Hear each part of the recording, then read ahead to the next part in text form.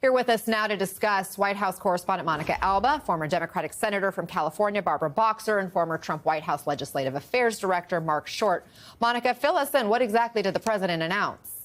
Yeah, and these are just coming in, as you mentioned, Anna, and they vary in the rates of the tariffs that the president is announcing to each country if they do not make a deal by August 1st. Now, remember, let's rewind. All of this goes back a couple of months when the president was going to put these tariffs in place, and then he put a pause in place instead for 90 days, where he pledged that there were going to be all of these new trade deals that were going to come in that time period. In reality, because today was supposed to be that original deadline, there were only a handful of agreements with countries like with Vietnam and with the UK that even some outstanding details are still a bit patchy and unclear on.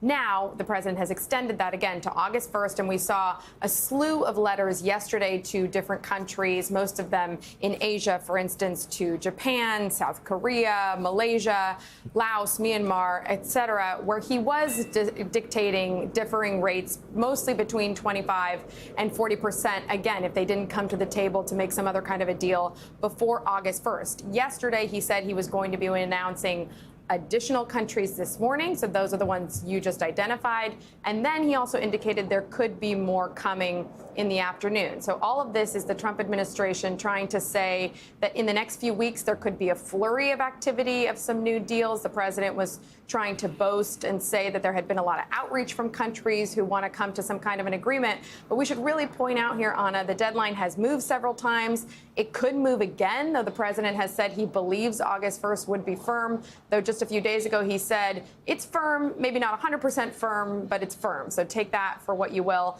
And then this other idea and concept of just what exactly is a deal. Is a deal this idea that you're sending a letter to a country with some terms that could be nailed down? Is a deal the idea that the president is saying this will be what the tariffs will be in effect by August 1st? Or is a deal the idea that there are negotiations and the promise to continue the conversations? Obviously, the president and this White House have a couple different definitions of what that means, but this is what we expected to see today, with more questions on where they ultimately land with these major implications, obviously, for global and economic finance.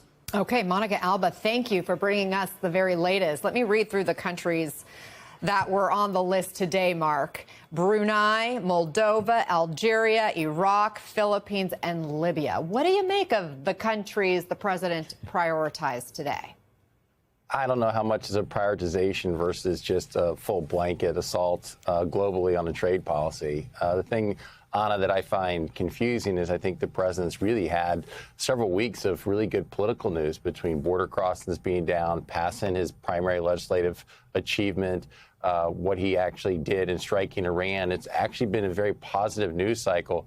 And I think that this trade agenda jeopardizes all of it. I think that, first and foremost, we need to remind people that it's the Americans who pay the tariff. It's a tax. It's a regressive tax on Americans.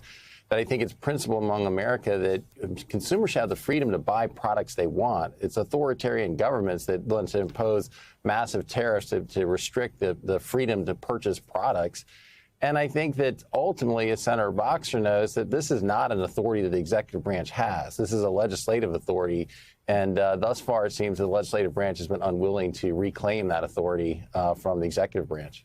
I mean, I think the reason he's having to address this and bringing tariffs up after what you say are wins for him is because he's the one who set the deadline for today. Remember, the original plan was 90 deals in 90 days. Well, that deadline's today. Was the president's goal unrealistic, or did his strategy of bullying simply not work, Mark?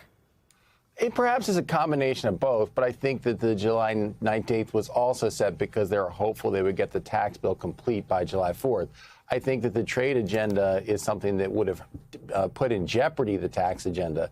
And so I think it was very intentional that there's been less conversation on the trade front until they passed that achievement.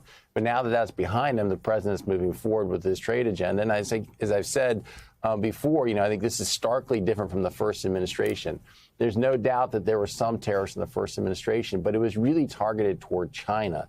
And I think there's an important role sometimes for tariffs when there's a national security purpose. But even when we did that in the first administration, the reality is that from 2018 to 2019, after the first tax bill, when the economy was roaring, we still lost manufacturing jobs because of this tariff policy.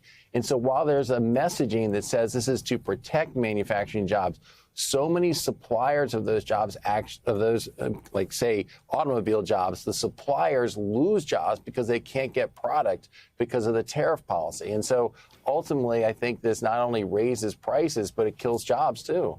Senator, weigh in here. We just heard from Chuck Schumer on the floor say he's 88 deals short. Well, look, this is an unusual presidency, and it's an unusual Congress. Mark is so right. They have given over the majority party, their power to this guy. And I think he's just in love with tariffs. I think it's just beyond explanation, because if you look at recorded American history, every time we've had these high tariffs, we've wound up in terrible recessions, depressions, terrible times. And, Trump lauds the Gilded Age. Well, the Gilded Age, yes, it had very high tariffs. There was no income tax. And guess what? The annual pay, the average pay was $350 a year. And deep poverty was 40%. But he doesn't seem to care about that. And what he's doing, and I'm an old economics major, he throws instability into what is otherwise a strong economy.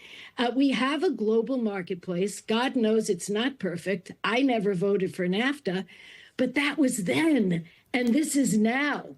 And we have a global marketplace. And when you say you're going to put huge tariffs on, for example, pharmaceuticals, what are people going to do? So either the businesses won't be able to afford it, the small businesses, they'll go out of business, or they'll pass it on to consumers.